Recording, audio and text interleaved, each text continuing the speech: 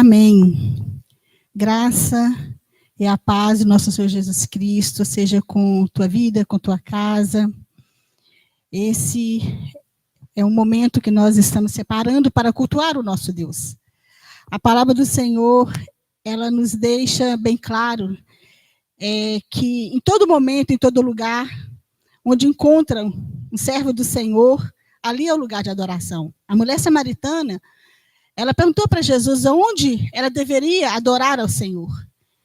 Se era aqui, se era ali. E ele respondeu para ela, haverá um tempo que os meus adoradores me adorarão em espírito e em verdade. Nós estamos vivendo um tempo que aprove a Deus que você adore ao Senhor aí na sua casa. Faça isso com toda a sua fé, com toda a sua gratidão a Deus, adorando a Ele em espírito e em verdade. Que você possa estabelecer na tua casa um altar de adoração ao Senhor. Que a sua adoração seja recebida pelo Senhor. E que seu coração seja preparado para a semeadura da palavra do Senhor para a sua vida.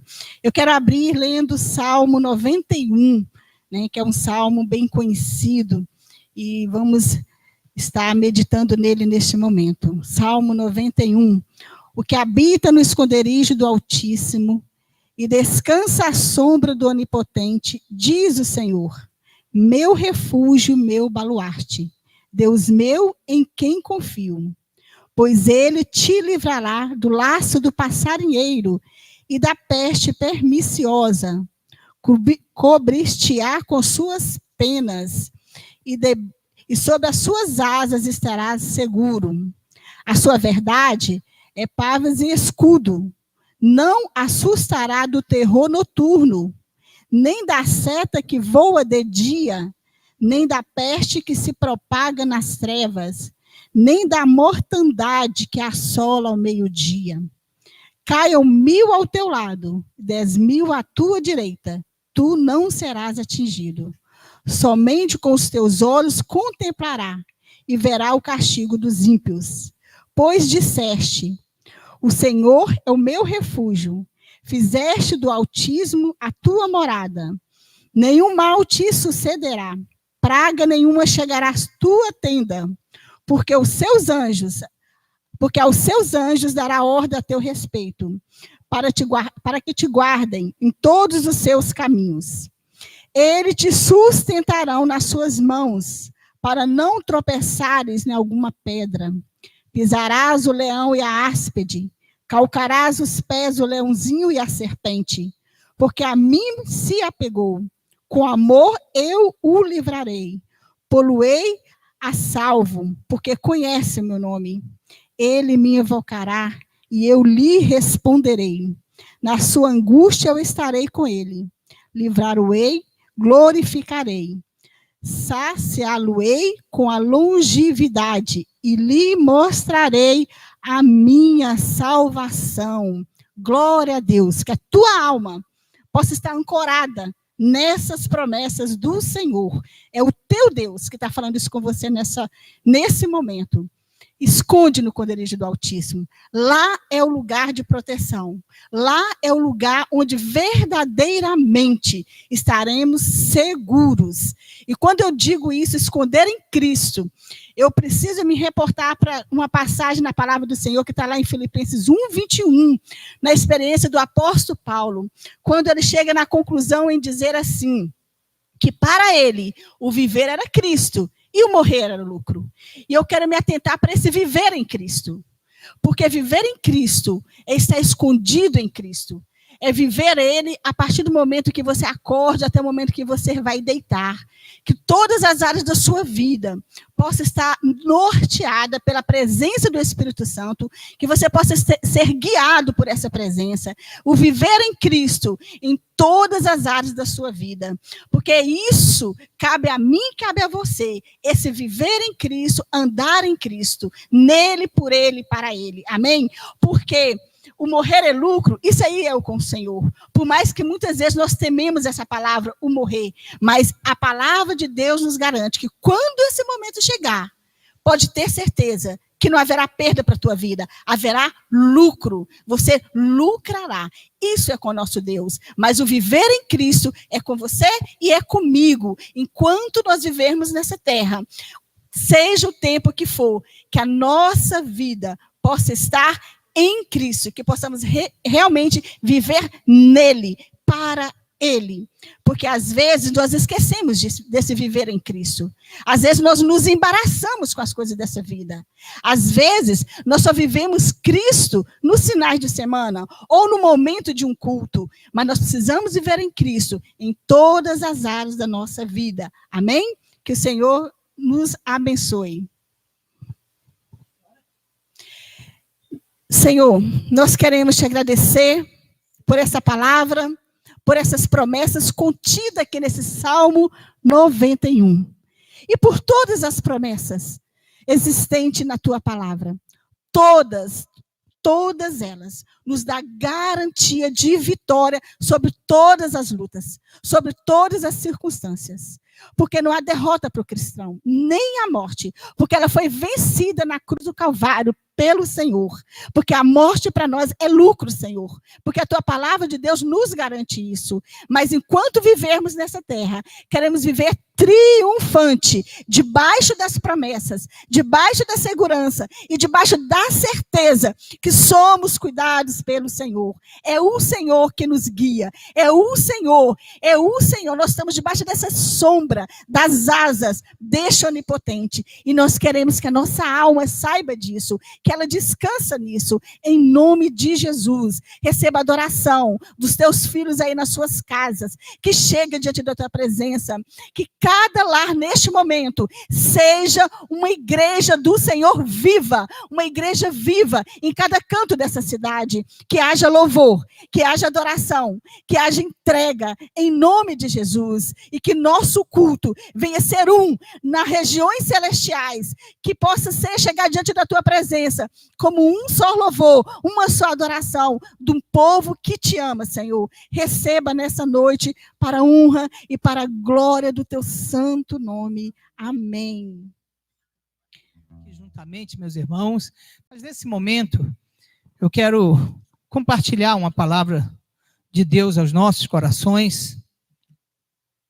Nós vamos ler esse salmo que eu trouxe para a nossa meditação hoje, e depois nós vamos orar para que Deus esteja realmente produzindo frutos dentro de nós para esses dias, nos capacitando, nos habilitando para enfrentar esses dias com força em Deus, com força no Senhor. Amém? Que Deus nos abençoe nesse momento. Abra sua Bíblia comigo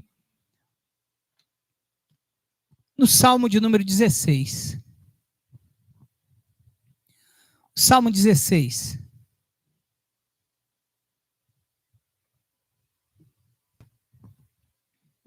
Já abriu a sua Bíblia? Fica com ela aberta. Nós vamos daqui a pouco ler alguns outros textos bastante importantes para a nossa meditação, para o nosso argumento aqui nessa palavra. Mas eu quero que você fique com a sua Bíblia aberta aí, amém?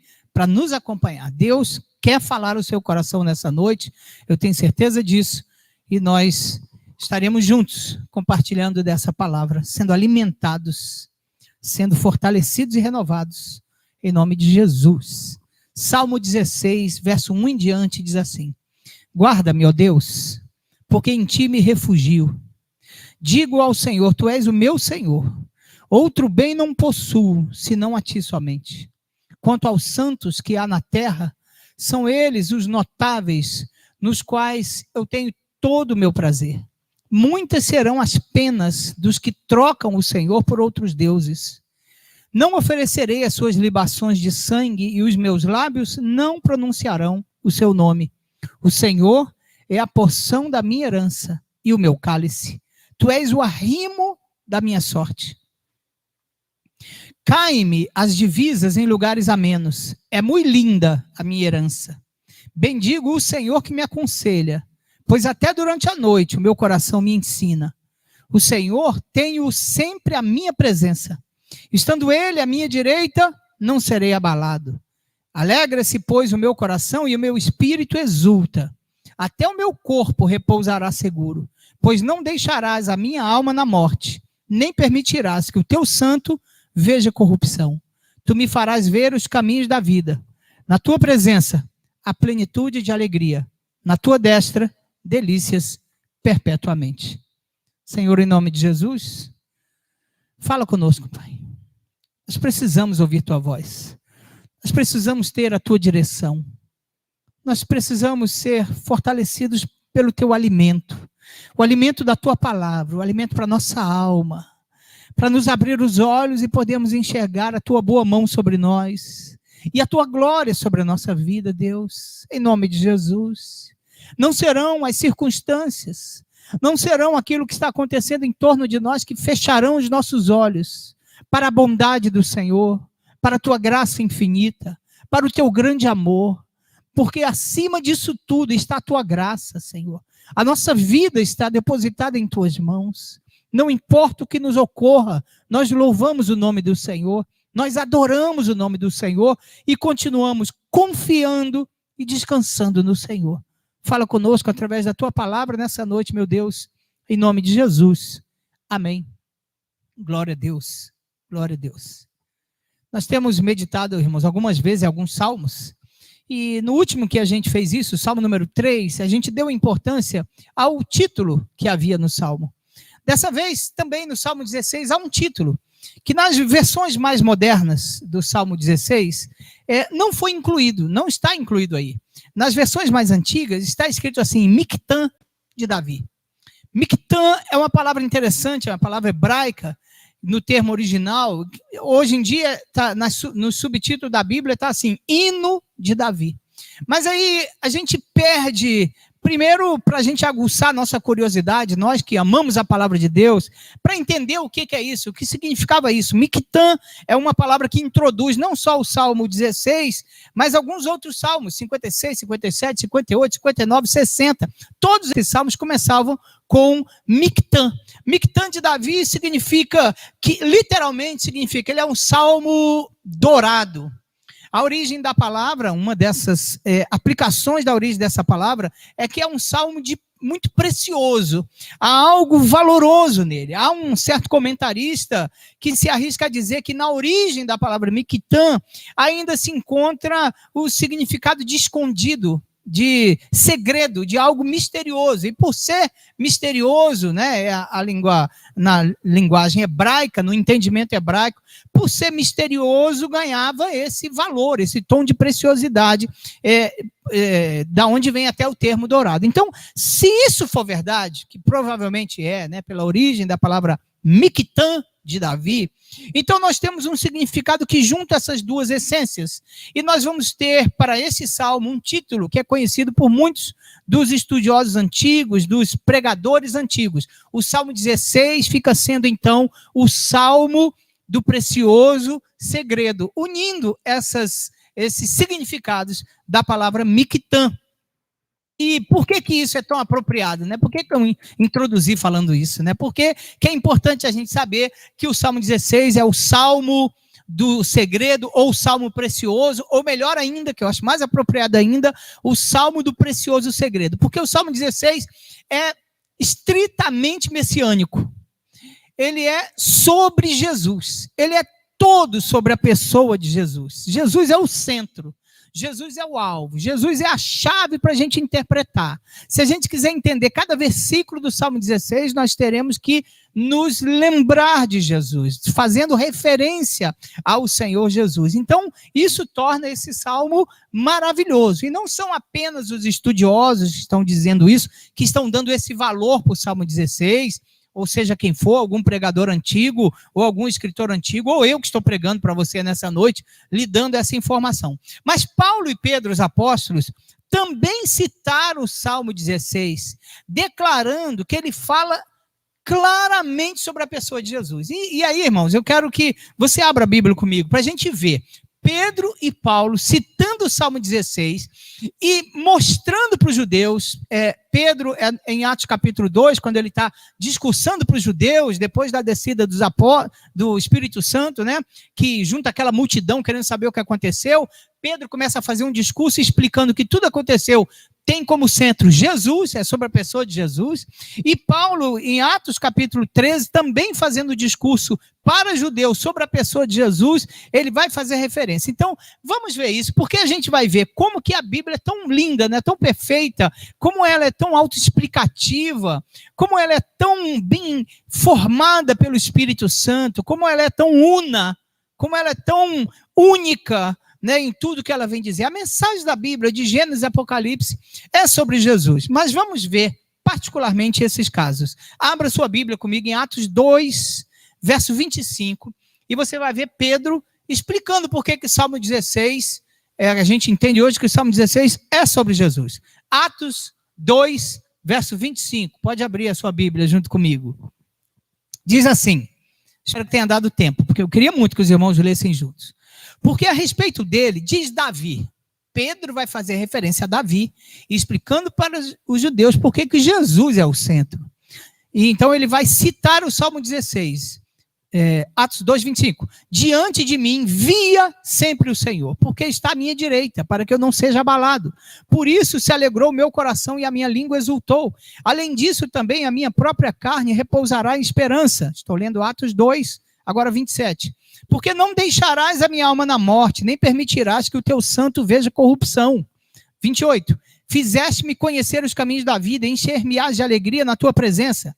29 em diante, ele começa a explicar por que esse salmo é messiânico, é de Jesus. E ele diz assim, irmãos, me permita dizer a vocês claramente a respeito do patriarca Davi, que Davi morreu e foi sepultado, e o seu túmulo permanece até hoje entre nós, sendo, pois, profeta, e sabendo que Deus lhe havia jurado que um dos seus descendentes se assentaria no seu trono, prevendo isso, referiu-se à ressurreição de Cristo. Atos 2, 25 a 31.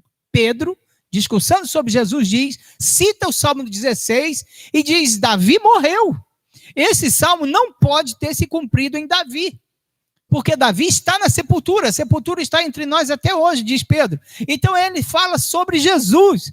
E Pedro, com sua autoridade apostólica, de quem andou com Jesus, de quem tinha autoridade do Espírito Santo para falar, confirma que Davi revela outra coisa tremenda. O Salmo 16 revela outra coisa tremenda, que Davi profetizou. Davi foi profeta, totalmente profeta nessa hora. Ele está profetizando, não é meramente uma situação da vida de Davi, ele está profetizando sobre Jesus. E eu estou falando tudo isso para explicar porque o Salmo 16 é o Salmo do precioso segredo. Atos 13, agora abra comigo em Atos 13. A gente vai ver Paulo agora, em outra ocasião, em outra oportunidade, diante de um outro público, explicando a mesma coisa e usando de novo o Salmo 16. Atos 13, 32. Nós vos anunciamos o evangelho da promessa feita a nossos pais. Como Deus a cumpriu plenamente a nós, seus filhos, ressuscitando a Jesus, como também está escrito no Salmo 2, tu és meu filho, eu hoje te gerei. Ele cita o Salmo 2. E que Deus o ressuscitou dentre os mortos para que jamais voltasse à corrupção. Dessa maneira disse, cumprirei a vosso favor as santas e fiéis promessas feitas a Davi. E agora ele cita Isaías. Agora no verso 35, por isso também, diz em outro salmo, eu fico maravilhado quando eu leio isso, como a Bíblia se confirma tão tremendamente. Verso 35, continuando o discurso de Paulo, por isso também diz em outro salmo, no Salmo 16, não permitirás que o teu santo veja corrupção. Aí no verso 36 ele explica, porque na verdade, irmãos, tendo Davi servido a sua própria geração, conforme o desígnio de Deus, adormeceu e foi para junto de seus pais e viu corrupção, diz Paulo aí. Ele viu corrupção, ele viu o seu corpo foi degradado, o seu corpo era corruptível. Ele está dizendo, Davi adormeceu, foi para junto de seus pais, foi sepultado e viu corrupção. Verso 37, porém aquele a quem Deus ressuscitou, não viu corrupção. Então ele usa o Salmo 16 também para argumentar que o Salmo 16 não é sobre Davi, o Salmo 16 é sobre Jesus. Que sensacional, irmãos.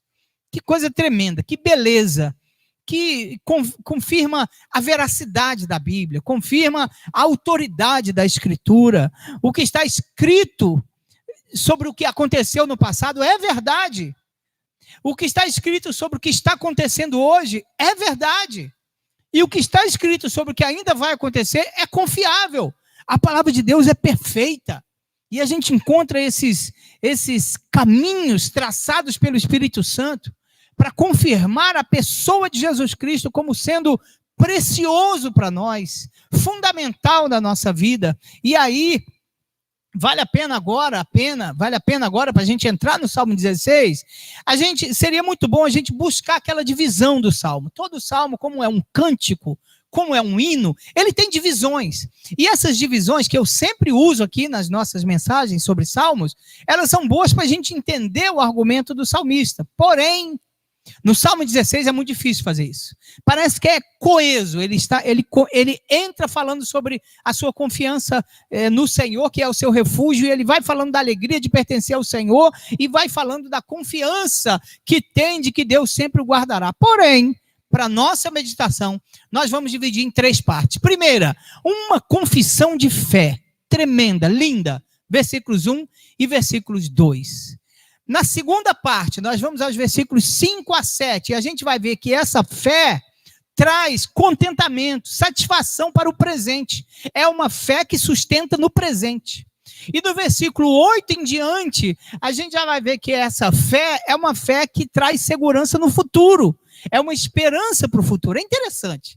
Versículos 1 e 2, ele confessa a sua fé. Ele é o seu refúgio, ele é o seu guarda, o seu protetor. Versículos 5, 6 e 7.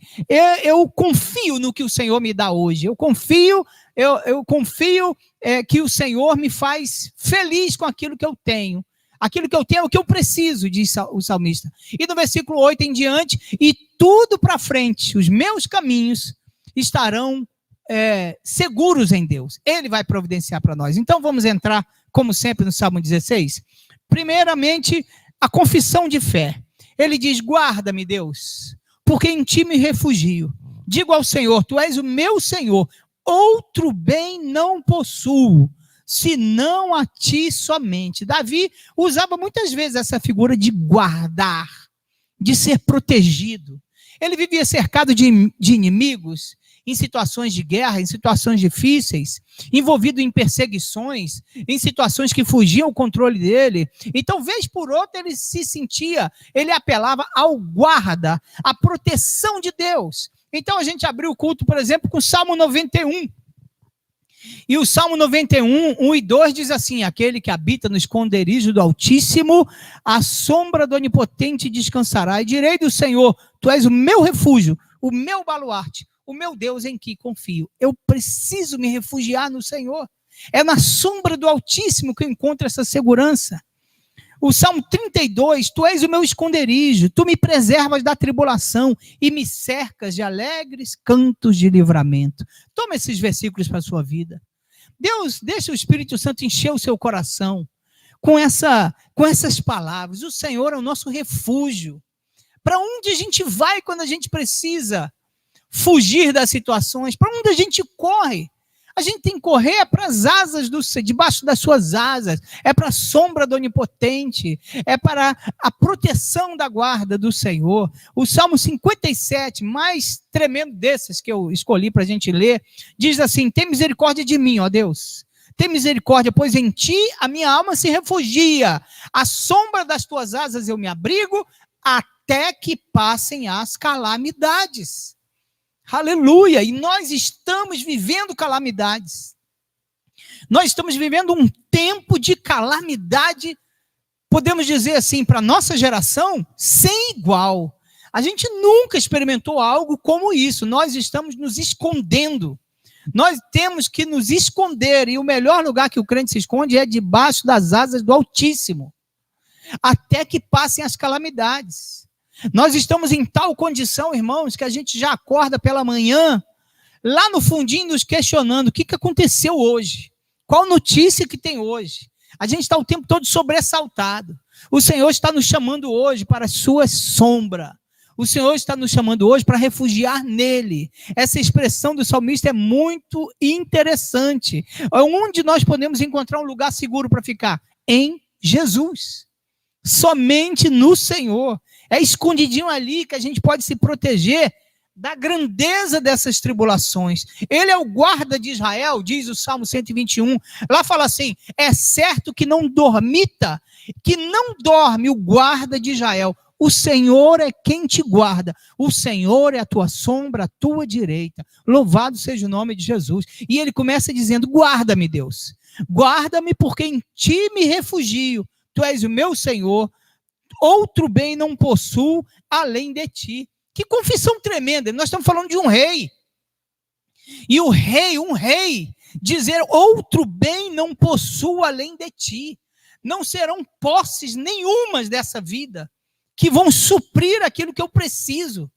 Aquilo que é verdadeiramente algo que eu preciso ser suprido. Não há nada nesse mundo, se não em Cristo, se não em Jesus, que a gente possa ter. Outro bem não possuo. Qualquer outra fonte é ilusória e passageira, mas no Senhor nós temos segurança eterna, amém? Muita gente cai na armadilha de ficar se garantindo em fontes inseguras. Tudo bem, a gente sabe que aqui não se trata exatamente de bens materiais que Davi está falando, mas essa expressão denota toda fonte de felicidade, esperança, vida, alegria, segurança, salvação. Senhor, tu és o meu Senhor. Outro bem não possuo, senão a ti somente. É só o Senhor. E a gente sabe. Nós que somos servos de Deus, a gente sabe. O que a gente encontra nesse mundo que possa realmente satisfazer as necessidades mais profundas da nossa alma? Absolutamente nada. Só o Senhor. Senhor, tu és o meu Senhor. Outro bem não possuo além de ti. Todas as interpretações que a gente possa fazer desse versículo, vamos nos fazer concluir a mesma coisa. Só o Senhor é suficiente para nós. Só Ele para nos suprir em todas as nossas necessidades e nos fazer realmente felizes. E aí, munidos dessa fé, nós pulamos para o versículo número 5. E a gente vai ter expressões aí que merecem muito o nosso olhar. A gente ter atenção. Você que ama a palavra de Deus, você que sabe que quando a gente passa por cima de textos, a gente pode estar perdendo mensagens preciosíssimas. E às vezes a gente faz isso com textos conhecidos demais. A gente já leu tantas vezes que não para realmente aproveitar, né, degustar tudo que ele tem, a profundeza do que ele tem, do que Deus queria para nós. Verso 5 vai nos mostrar nesses versos 5, 6 e 7 a satisfação trazida por essa vida de fé. Por essa confiança somente no Senhor, entendendo que outro bem não temos. Só temos o Senhor, que é o nosso refúgio e que é o nosso guarda, o guarda de Israel. A vida de fé traz toda a satisfação interior. Os versos dizem assim: o Senhor é a porção da minha herança e o meu cálice. Tu és o arrimo da minha sorte. Cheia de afirmações interessantes. Caem-me as divisas em lugares amenos, em lugares agradáveis. É muito linda a minha herança. Não, só os 5 e 6, perdão. Eu citei 7, mas é 5 e 6. O 7 já é outro tema. Olha que interessante o que ele vai dizer agora. Tudo que o Senhor me dá, eu fico feliz. A minha vida de fé me faz viver contente. Aquilo que Paulo ensinou lá em Filipenses, eu aprendi a viver contente em toda e qualquer situação. Aprendi a viver contente em toda e qualquer situação. Esse, irmãos, é um benefício incalculável do evangelho na nossa vida. É uma transformação, é um estado interior que é impossível alcançar nesse mundo sem encontrar a nossa suficiência em Jesus e sem ter essa vida de fé. É um benefício que transforma uma vida. É a gente se sentir saciado, feliz com aquilo que a gente tem, com aquilo que a gente é, por causa de Jesus na nossa vida, por causa de Cristo.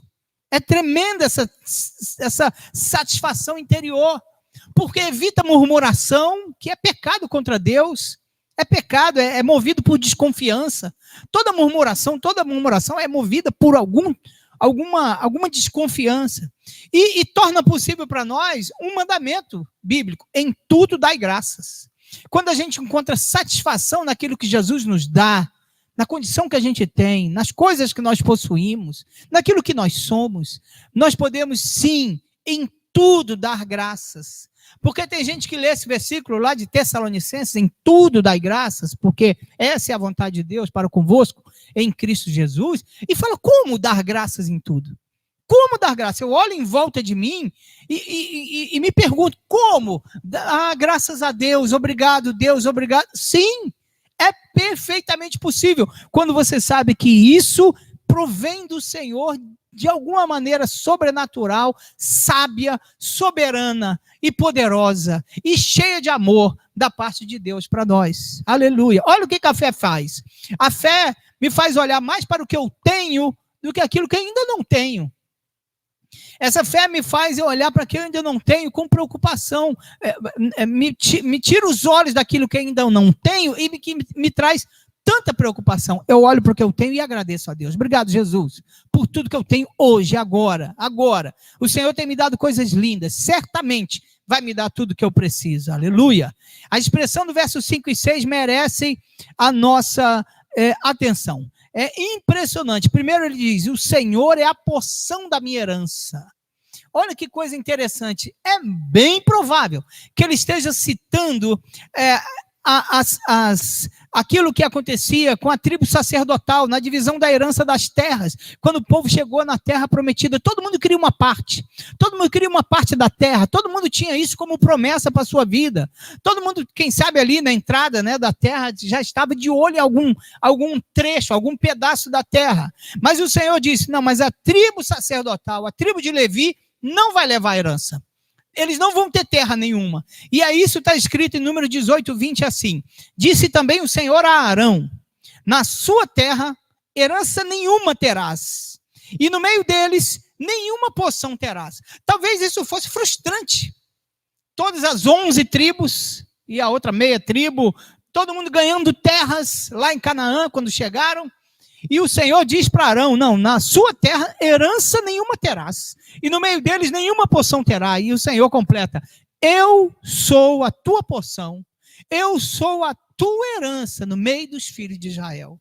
Que coisa linda, gente. Isso é confirmado em Deuteronômio 18, 1 e 2. Os sacerdotes levitas e toda a tribo de Levi não terão parte na herança de Israel, porque eu, o Senhor, sou a sua herança. Aleluia. Então Davi meio que está dizendo isso, talvez uma referência a isso. Porque quando a gente achar, irmãos, que não tem nada nessa vida, que nada vai sobrar aqui para nós, que realmente nada aqui vale a pena, o Senhor é a nossa herança, amém?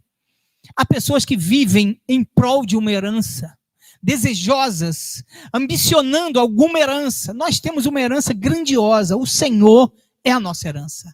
E repito, esse é um salmo messiânico. Paulo e Pedro testemunharam que esse é um salmo que fala de Jesus. Jesus é a nossa herança maior. Herança maior. Tanto que ele termina dizendo no versículo 6, é muito linda a minha herança. É muito linda.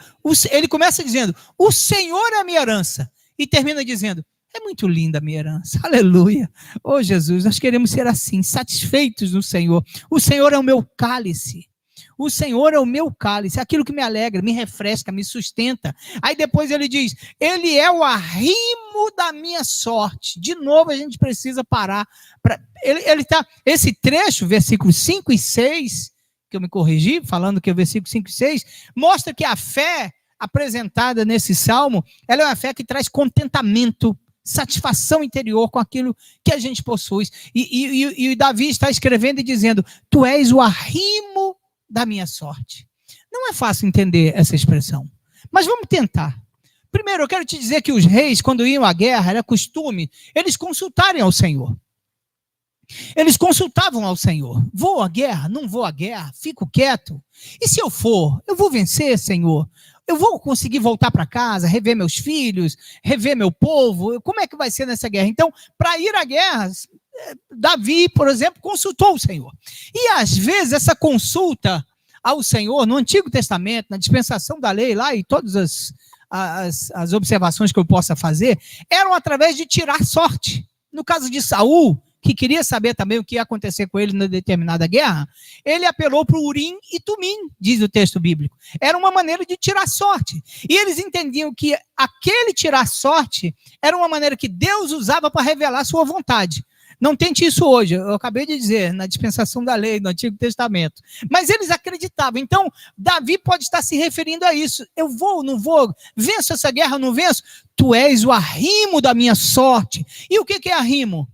É só você lembrar de muro de arrimo. Muro de arrimo a gente sabe. É um muro que sustenta para tudo, para as coisas não caírem, não desmoronarem, né? Então o arrimo é o sustento, é a garantia de que aquilo não vai desmoronar, é a garantia de que não vai ser destruído, tudo destruído, é a garantia de que vai ser sustentado. Ele está dizendo, Senhor, tu és a garantia de que vai dar tudo certo. Tu és a minha garantia, tu és o arrimo da minha sorte, tu és aquilo que garante a minha sorte, de que eu vou e eu volto, de que eu saio na empreitada, mas eu voltarei, de que eu vou enfrentar essa batalha, mas eu voltarei, eu vencerei, que eu estarei diante dos inimigos, do inimigo, quem for, mas eu estarei de volta à minha casa. Tu és o arrimo da minha sorte. Glória a Deus, que coisa tremenda. Aí o verso 7... aliás, ainda o 6, né? Diz assim, caem-me as divisas em lugares amenos. Oh, de novo, irmãos, me permita.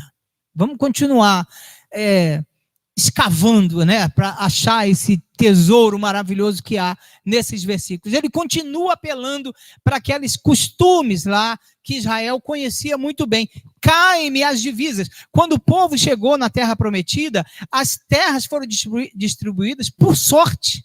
Era por sortes que elas eram distribuídas, que elas foram escolhidas. Aquelas mesmas que eu acabei de dizer, que a tribo de Levi não teve nenhuma, porque o Senhor era a herança deles. E ela era dividida, ela era marcada por linhas. E Amós, capítulo 7, deixa isso muito claro. Eram linhas com as quais eles demarcavam a terra. As divisas eram marcadas. Então era por sorte, eles entendiam. Essa sorte revela a vontade de Deus, e elas eram demarcadas por as divisas eram marcadas por linhas. Muitas vezes aconteceu sim de certas pessoas não ficarem satisfeitas, não ficaram felizes com a sorte que caiu para eles, com aquele pedaço de terra, com aquela terra que é mais árida, com aquele pedaço de terra que não era tão bom quanto o outro que levou. Davi está dizendo, caem-me as divisas em lugares amenos. Eu fico feliz, é lugar agradável. Cai-me a divisa significa, foi Deus que escolheu para mim. Deus que escolheu essa situação em que eu estou. Deus que proveu isso que eu estou vivendo hoje. E ele diz, são lugares amenos, são lugares agradáveis. Isso denota um estado interior de satisfação. E pelo conjunto do que está escrito, repito, ele começa dizendo, o Senhor é a minha herança, e termina dizendo, a minha herança é muito linda, a parte que me cabe, aquilo que Deus me dá é muito linda, glória a Deus. Davi meio que está dizendo, Senhor, eu amo a tua vontade para a minha vida. Aquilo que o Senhor separar para mim, aquilo que o Senhor tiver para mim, eu quero me sentir feliz. Eu quero considerar isso um lugar ameno, um lugar agradável, um lugar que o Senhor escolheu para mim, é o melhor lugar para mim. E com isso tudo eu fico satisfeito, eu não murmuro. Então, resumindo, irmãos, esse ponto aqui agora, resumindo, imagine uma pessoa naquele tempo, naquela cultura, e imagina tudo que ele possa almejar na vida, uma terra boa, um lugar bom, não é? Uma garantia de que ele estará seguro, se houver guerras, era um tempo de muita guerra. Então, quando Davi diz, quando fala de uma boa porção de terra, de um cálice que sedenta e descedenta e alegra, você está percebendo que está sendo retratada uma pessoa feliz aqui? Você está percebendo que está sendo retratada uma pessoa que está satisfeita? E a gente pode aplicar esses versículos na nossa vida e perguntar, qual é o seu nível de satisfação com aquilo que Deus te dá? Você pode se dizer uma pessoa feliz com essas divisas que lhe caíram da parte do Senhor? Caem-me as divisas em lugares amenos? Você é feliz em Deus com aquilo que o Senhor tem te dado? Essa é uma excelente pergunta para a gente terminar esse ponto. E aí a gente pula para o próximo. Primeiro eu falei que ele faz uma confissão de fé. E a gente vai ver nos dois próximos trechos do Salmo o que essa fé produz. Nos versos 5 e 6, um contentamento para o presente, uma fé que me deixa feliz com o presente, que me faz sentir seguro com o presente. E no terceiro trecho, na terceira parte, a final da nossa mensagem, é uma fé que me mostra que eu posso estar seguro quanto ao meu futuro. Então agora a gente vai fazer uma ponte no versículo 7, olha o que está escrito aí, bendigo o Senhor que me aconselha. porque até durante a noite o meu coração me ensina. Ele vai fazer aí essa ponte para a gente chegar no próximo trecho do futuro. Ainda estamos retratando o presente, ele contente com tudo que o Senhor lhe dá, por essa fé que o Senhor é o seu refúgio e não tem outro bem que se possa comparar. E agora ele diz assim, e agora ele vai falar de um trecho que traz paz sobre o futuro. Mas antes de falar disso, ele fala sobre essa segurança que ele tem no Senhor. Eu bendigo o Senhor que me aconselha. O que significa me aconselha? Me guia. É Ele que me leva. Os meus passos serão dados na direção do Senhor. É Ele que me guiará por toda a vida. É Ele que me guiará durante essa caminhada. É Ele que me guiará na caminhada por essa vida. E depois ele diz assim, porque até durante a noite o meu coração me ensina. Interessante isso, irmãos. Porque em versões mais antigas, que eu apelo aqui de vez em quando, né? Está escrito assim, até os meus rins me ensinam. Rins? 2 rins, nós temos 2 rins. E o versículo lá diz assim, durante a noite, até os meus rins me ensinam. Ele está dizendo, eu tenho um testemunho interior. Eu tenho algo que fala dentro de mim. Isso é uma figura de linguagem. É uma metonímia. Os meus rins me ensinam, é uma substituição da palavra. Eu tenho um testemunho interior, eu tenho um Senhor, um Deus que me conduz. Eu tenho certeza, um testemunho interior que Deus está me conduzindo por um bom caminho. Mesmo quando parecer tudo escuro em volta, mesmo quando eu estivesse cheio de incertezas, eu tenho esse testemunho interior. Bendigo o Senhor que me aconselha, pois até durante a noite o meu coração me ensina. E aí ele pula para o futuro. E começa a falar algumas expressões muito interessantes, eu quero que você me acompanhe. Amém? Estou com tempo, até porque você está sentado em casa, provavelmente no sofá, você está na tranquilidade, então eu posso pregar à vontade. Amém? Me libera aí, para a gente seguir em frente. E as pessoas que estão aqui, amém? Vamos juntos.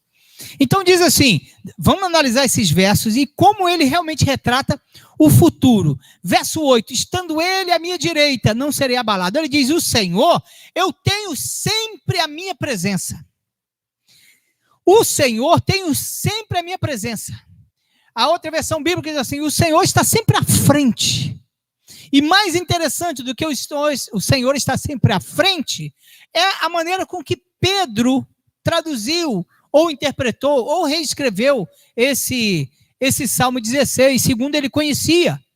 Pedro escreveu dizendo assim, o mesmo trecho, citando o Salmo 16, diante de mim eu vejo sempre o Senhor. Diante de mim eu via sempre o Senhor. Se o Senhor estiver à frente, vai dar tudo certo, irmãos. Não importa o que está aqui aos meus pés, diante de mim, porque eu estou olhando para o Senhor. E lembra de algumas palavras muito interessantes, a garantia de que olhando para Jesus, nós vamos seguir em frente. Olhando para Jesus, nós vamos alcançar a bênção, a vitória, vai dar tudo certo. Olhando para Jesus. Se a gente olhar em volta, algo pode se perder, mas é mantendo o foco. E o Salmo 16, repito, diz, o Senhor tenho sempre a minha presença.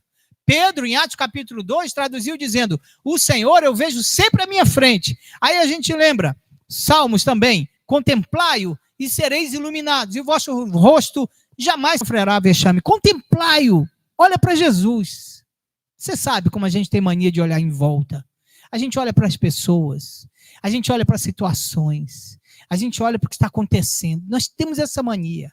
Pedro não fez isso? Olhou para o mar revolto, quando olhou para o mar revolto afundou. Né? Contemplai-o. Salmo 91 de novo, vou citar, 1000 cairão ao teu lado, 10.000 à tua direita, mas tu não serás atingido. E o versículo mais interessante que eu quero falar sobre esses olhos colocados no Senhor está em 2 Crônicas 20, verso 12. É a história de Josafá. Josafá está em perigo. Se juntaram moabitas, amonitas, meunitas. Cada povo desse já era numeroso e poderoso em guerra, na batalha. Além de serem numerosos e poderosos em guerra, juntam-se 3 deles. Moabitas, amonitas e meunitas pelejam contra Josafá. Josafá fala que não tem a menor condição de vencer. E no versículo 12 de 2 Crônicas 20 está escrito assim, ah, nosso Deus. Olha como esse versículo é tão real para nós.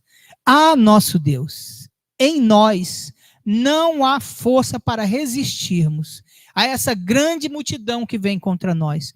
Não sabemos nem o que fazer, porém, os nossos olhos estão postos em ti. A gente não sabe o que fazer. Nós estamos assim, igual Josafá.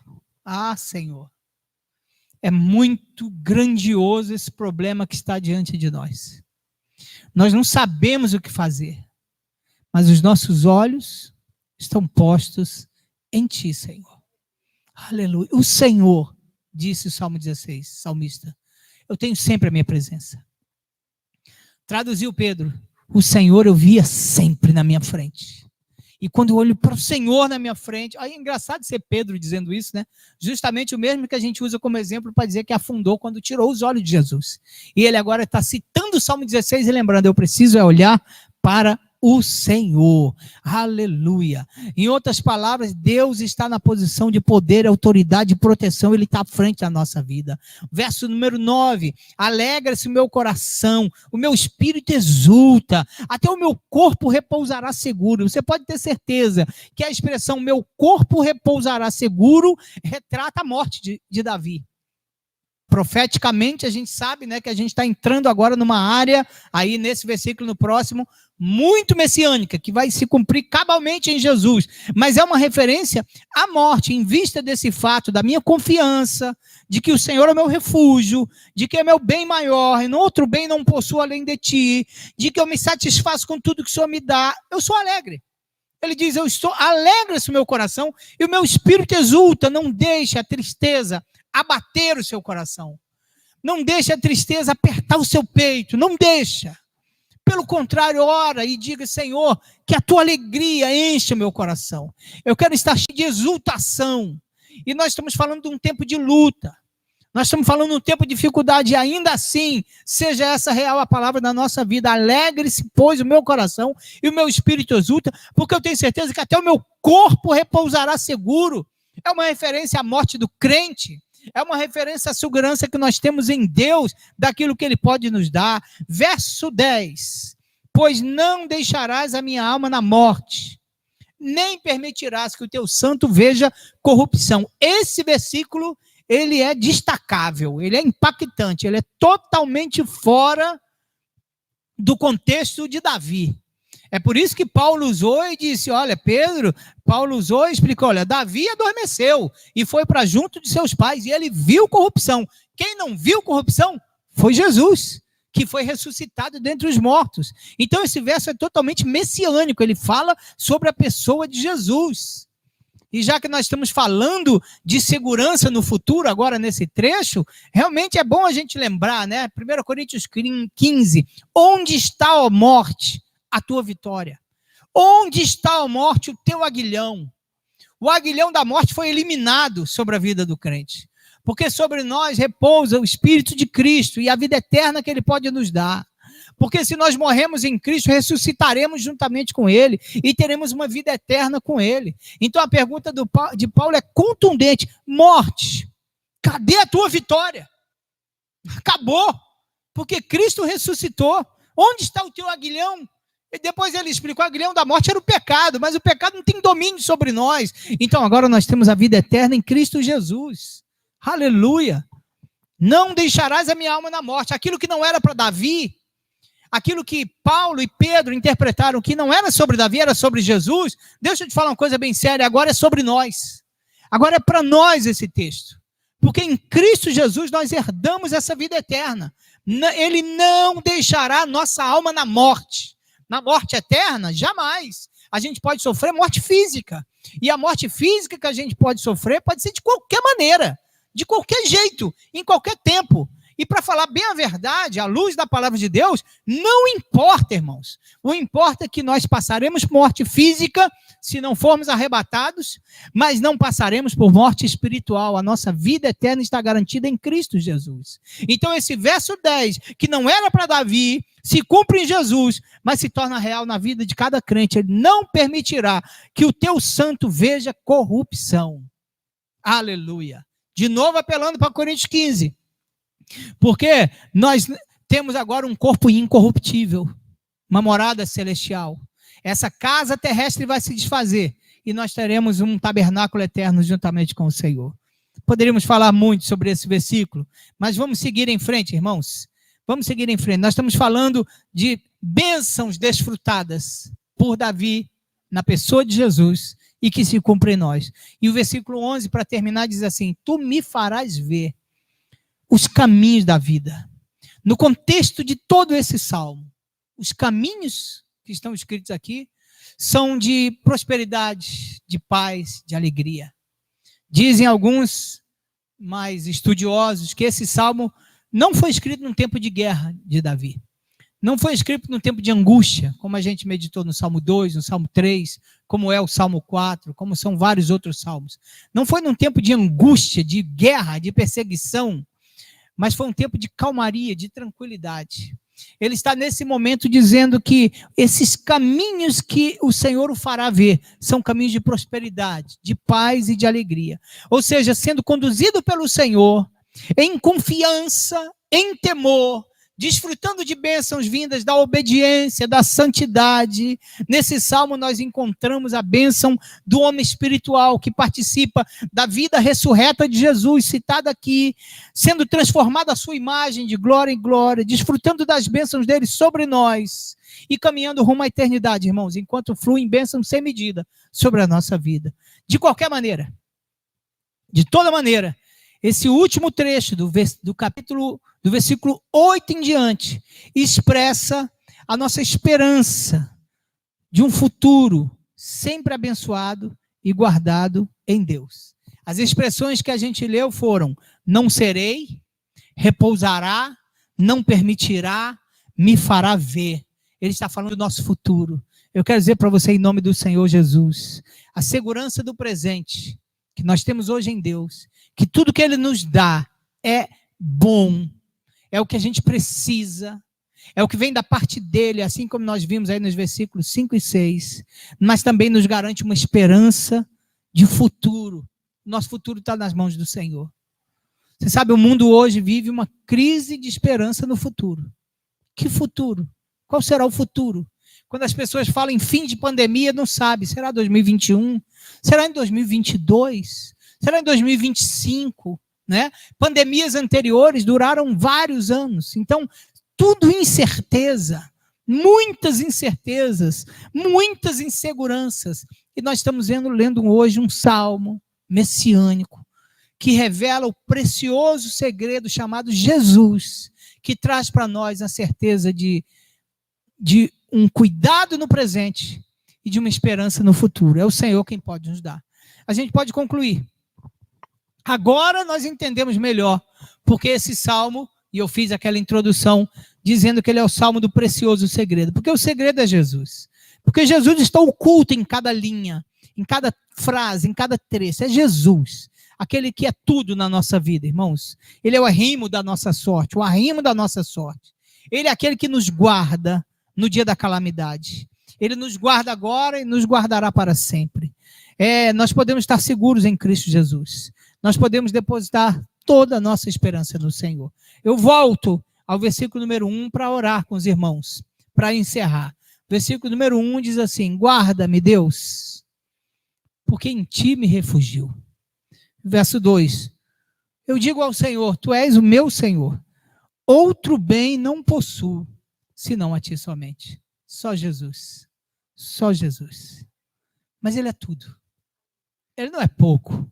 Ele não é insuficiente. Ele não me serve apenas para alguns momentos. Integralmente do Senhor. Meu presente, meu passado, meu futuro. Minha condição atual, minha condição futura. Tudo por Jesus, para Jesus. É por Ele, é através dEle, é para a glória dEle, é para a glória dEle. O Senhor é a porção da nossa herança, irmãos. E repetindo o que disse Davi, é muito linda a nossa herança. Vamos ficar em pé, nós que estamos aqui. Você que está em casa, fique à vontade. Feche os seus olhos. Fique em pé. O importante é a gente confirmar